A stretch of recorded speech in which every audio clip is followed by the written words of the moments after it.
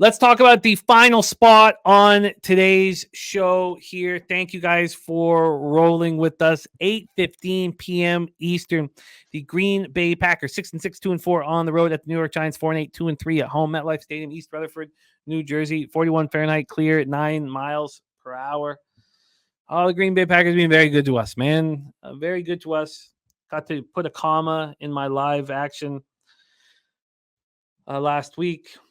In the Sunday nighter, it was just glorious. It's I had a few of those 1K nights live with everybody. It's just very, very, very enjoyable. Let's talk about the line history here for this one. We have the side first. We have the Packers. A very juiced 6.5 right now at Pinnacle. They opened up at 6. They moved to 6.5. This is going to be a 7, probably by tomorrow morning, which will be Wednesday morning. From a total side of things, we have a 37, very low. Opened up at 37 minus 108 to the under. It's now 37 minus 115 to the under. So we've had 7 cents of movement. That last 3-cent move happened 8 minutes ago, 10:34 p.m.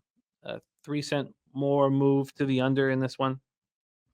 Taking a look at the cash flow, you have 66% of tickets, 67% of cash, and the line moving towards the Packers.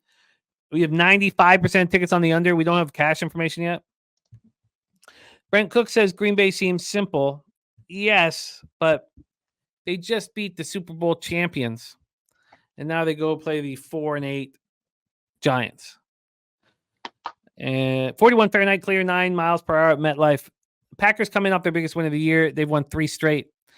And they have this December record under LaFleur. It's just crazy. 16-0. Holy shit. It's just nuts. It's just, I don't know how, just beyond comprehension. 16-0 in December under LaFleur. They got outgained. Oh, no, sorry. They outgained the Chiefs 382 to 337. Jordan Love was tremendous. 25 of 36 for 267 yards, 3 touchdowns. We talked about his composure in the pocket. A lot of people on this show said to me that the big difference between the Chiefs defense and the Lions defense. And I was saying, look at him. He's different. He's different now. Different than what we saw before. He's got calm. He's poised. He's making the right reads. He's not panicking. Romeo Doubs, 4 catches, 72 yards. Christian Watson had 7 catches for 71 yards, 2 touchdowns. But here it is growing. He's listed as questionable this week. A.J. Dillon ran 18 times for 73 yards, caught a 14-yard pass. They were 5 of 10 on third down. They're now 6th in the league, converting 44% of third downs. They were 3 of 4 in the red zone. They're now 20th in the league, scoring touchdowns, 52.4% of opportunities, and that's improving. Their defense looked very strong, but the Chiefs are still 7 of 11 on third down. Packers are just 24th in the league, holding opponents to 41.4% conversion rate.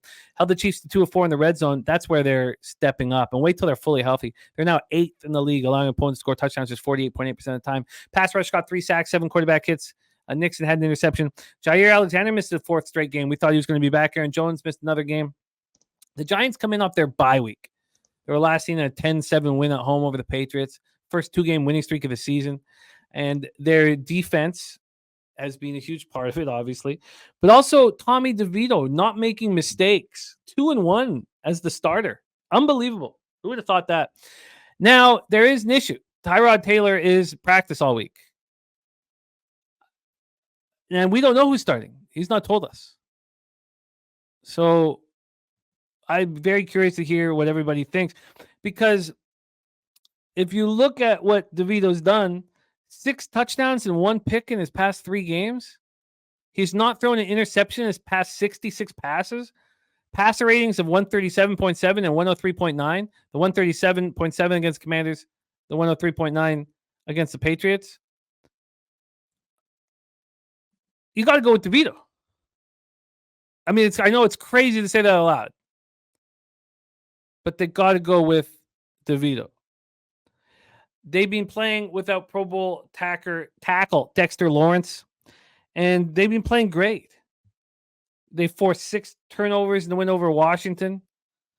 Then, Wink Martindale, who I did not, and I don't really believe it, he's doing a great job.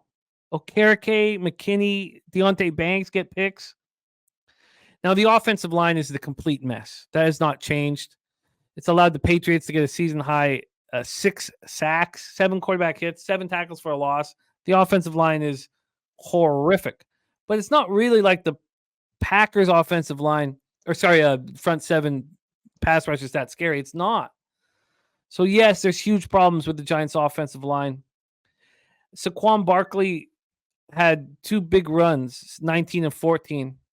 Other than that, those 2 runs, he did not look good. 17 rushes for 25 yards.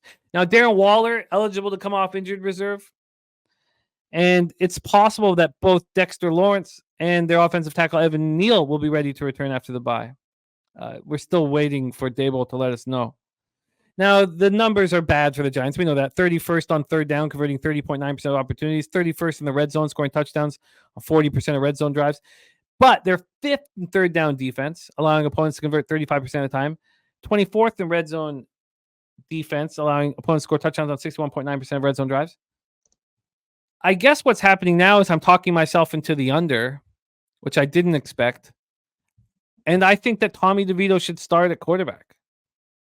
And I'm very curious to see who is announced. And I almost don't want to make a move until I know. But the fact, and I'll say this again about DeVito, 66 straight passes without an interception, 6 touchdowns and 1 interception in his past 3 games. How do you not go with him? Take it away. And I know he's not, good. But look, the numbers are the numbers. They're facts. Take it away. Packers, Giants, Troy. That's exactly where I was going to go with this game. Like I said earlier, I like to wait for these markets to be fully developed and then move on something for these primetime games. I think that's what it's going to be. I think it's going to be the under. Fade the Packers offense after that explosive, complete, well-rounded offensive showing that they had versus KC. You get to fade them, and you get to fade Tommy DeVito and the Giants offense, which is, we already know, you touched on all the metrics. This is not an explosive, not a dangerous offense by any means. It's a good time to back a primetime under. Home team's a dog.